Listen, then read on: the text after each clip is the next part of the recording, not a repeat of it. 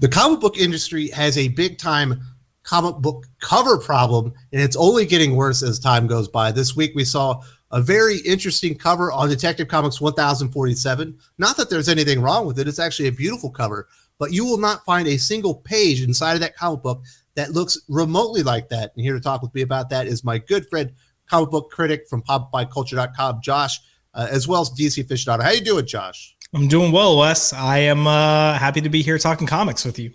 Comic book covers are really important. It's like it's the sign that says this is why you need to come in and read this comic book. And for a new reader to come into this Detective Comics 1047 book from Rico Tamaki, you've got this cover from Irvin Rodriguez. It's beautiful, but it's photorealistic. Mm-hmm. And then the other issue is the interior artist is Ivan Reis, one of the best comic artists in the entire industry. There's no reason to bring in another artist to do a cover for an Ivan Reis comic book. And if you are, you should bring something in that looks somewhat similar to the interiors. If a new comic book customer picks up this book because they think the cover looks interesting, they're going to be more disappointed than you could imagine, and they're never going to pick up another comic book again. In my perfect world, your interior artist would do the cover and they would do their best work for the cover, and then you would get something similar. I think I've been reading comics long enough that I'm okay when that doesn't happen, mainly because I've gotten used to it, and it's happened for a while. It's not anything new. They've always brought in cover artists to do some type of gimmick or to help give some type of push. And yes, if you're unfamiliar with comics, you're definitely going to see that, be like, that looks actually really freaking awesome, and grab it and start flipping through it after you buy it, and then maybe be less enthused. I understand where you're coming from. My issue with comics isn't so much that, but I'm willing to run with you for a minute and say, yes, I agree. There's definitely some people that are going to pick this up, think it's awesome, flip through it. And Ivan Reis, who's an incredible artist, is a different art style. And if you're like that hyper realistic, photorealistic style, you're definitely going to be disappointed when you see the cartoony nature. It's not like DC Comics doesn't have somewhere to put this. They have an A cover, they have a B cover that come in at cover price. They do ratio variants. They do multiple ratio variants. That doesn't need to be the A cover, the one that's primarily on the newsstand.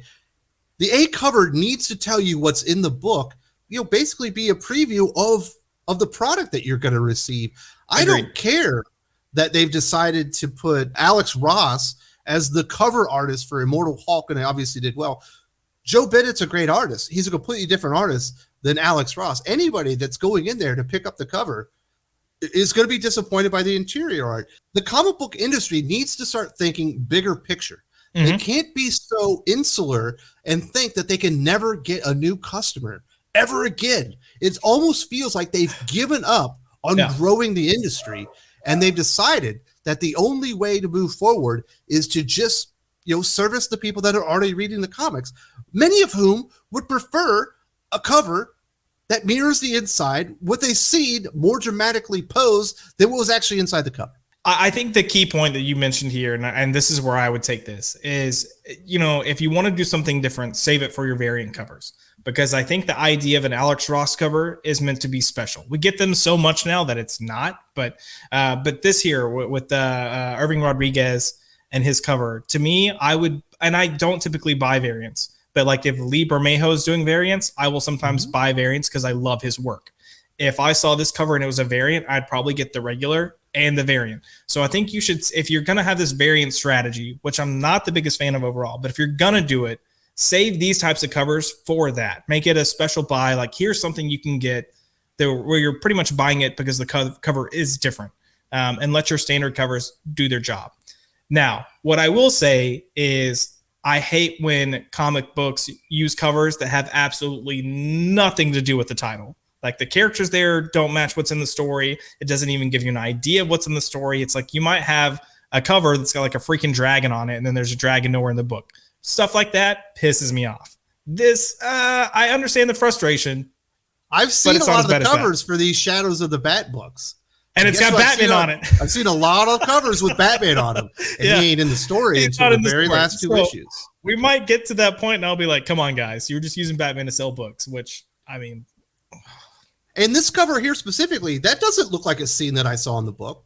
Those characters are in the book, but they're not sitting there, standing next to each other. It doesn't look like a scene that's in the book, but you do have the characters that are going to be prominent characters within the story. Like you've got your Bat family there, and then you have the Arkham Tower. So for me, I don't find it egregious. I do understand if people like are like, this looks amazing, and they open it up and like, oh, I wish I had that.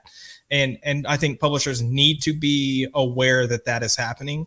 But I wasn't as bothered by this as you are. I'm more bothered by when the cover just has nothing to do with the book, and then I'm like, what the is this? It's just becoming more and more commonplace. If this was an anomaly that rarely happened within comic books, okay, it happens every once in a while. Maybe it's a special edition comic book, and they decided, because it was a milestone, we're going to put something more special than a regular cover on it. But this is just happening every single week. I personally find it very frustrating. I would like to see more comic book readers come in and buy these comic books. But I do think for a lot of them, the cover itself is a hindrance. It's a barrier for entry. As you mentioned, a lot of times they have nothing to do with the contents inside the book. And a lot of times, like I mentioned, the art itself does not mirror what's inside the book. You have no idea what the product is going to be. And when you see it, you might be disappointed. Nobody should ever feel disappointed or slighted because they got an Ivan Rice illustrated comic book. Yeah. It's one of the things too. It's like, in general, across the board, it seems like the approach with comic book covers has been more about a gimmick and less about, here's what you can get in the story. And I think that's where they can improve. That's where they need to be like, let's get away from this gimmick idea. Let's get away from these like either super fancy covers or a celebrity guest artist cover or something that has nothing to do with the book, or even, hey, we're going to slap on the cover the reveal that's on the last page. That's another thing that's egregious. And it's all just a gimmick approach to make money. It's a cash grab attempt. Long term, publishers would find they'd be more successful if they do just represent the story properly. Yeah, go back and look at some of those uncanny X-Men covers during Claremont's run. I could just think of a couple of them off the top of my head. I remember seeing one where there was like Alpha Flight standing over and the X-Men looked like they had all been murdered because they were looking for Wolverine. That was a fantastic cover. I wanted to read that comic book as soon as I saw it. I was like, I have to read that. That looks amazing. There's another one with Arcade, and you could tell that he's going to murder all the X-Men using his weird carnival contraptions and things like that. That is an invitation to come in and see what this story is about because it's so wild and out there. I just don't see it in comic books very often. Remember, they would have really crazy over the top dialogue. They never even take any of these fun approaches anymore. They're taking the fun out of comic books. They're definitely taking the fun out of comic books, and they're stepping away from what their story is, and they can get back to that. I don't know, man. Will it get fixed? Probably not. It's only going to get worse. Yeah, I mean, well, right now you even got people that are just like getting hired to like you'll have like Jim Lee that's like, hey, just draw 10 Batman comics, so if we need one, or 10 Batman covers, so if we need one, we can just throw it in there. You're getting a lot of that these days too, which Aaron Lepresti, who was on the channel not that long ago, we were talking, and I made a crack about the generic comic book cover that you get where you have 4 characters pointing off and staring in 4 different directions, apparently at nothing. And he's like, I had to do a few of those, and he goes, sometimes they hire you to do the cover and you don't know what the story is. Yeah. You have no idea. You don't even know what characters are going to be in there. And you take your best crack at it and you get paid. Yep. I know that people lately have brought this up with Jeffrey Thorne and Green Lantern, like how the covers will feature characters that aren't even featured. Is that entire series? I'm just like, man, come on. So no, there's definitely a disservice overall. I think this example again, for me, is less egregious than some of the stuff they do, but I do think it's a bigger conversation of like, get your crap together, stay focused, and support your story. Your cover, at the end of the day, your cover needs to support your story and create a pull. Like, that's the point of a cover. Create a pull, make someone look at your cover and say, I want to buy this, but have it reflect what's inside as well. And if they start thinking with that strategy, they'll probably see a sales bump. If you don't see a sales bump, then hey, maybe you have a really shitty artist on your book.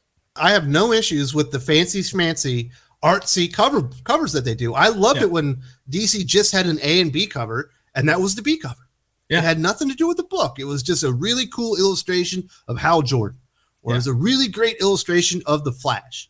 They've definitely jumped headfirst into the ratio game, and they've taken their B covers, they put them on the A covers, and you have no idea what's going on there. The Green Lantern one is an even better example than this one. But this one, as soon as I saw the cover, I got into the book. I was flummoxed for like 15 seconds. I was like, what the hell is this? Yeah. Why would you need a cover artist for an Ivan Reis book? And I think that's the thing too, is like Ivan Reis is such a good artist that just let him do a cover. Because as good as he is on the interiors, you know he's going to take his time and do something even better for his cover. And the other weird thing, Wes, is I think we had this type of cover for this issue. I think next week's issue does not have a cover like this. And then the week after that, it does again. So there's no consistency whatsoever. And like I said, there's going to be Batman all over these covers, and even though there's no Batman in the story. Yeah. The comic industry just needs to tighten a lot of things up. You know, it's little things here and there that could make the product as a whole sing and grow in the long term. And as long as they don't address them, they're just going to get worse. Agreed. My devil's advocate comment, and I'll leave with this, is I don't want to complain too much because anytime you're going to feature Huntress as well as you are, I'll take it. You were personally biased. I should have known. What am I talking to you about this stuff? Yeah, I am personally biased. I will own it. Jeez, I should have found a fucking Marvel comic to talk about. Oh, man. If you are interested in that Detective Comics story based off of the cover and the interior art, Josh and I talked about it in This Week at Batman earlier in the week. If you haven't seen it yet, we talked about 4 Batman issues, and Detective Comics was one of them. There was some really good stuff, so definitely check that out if you're interested in some more Batman reviews.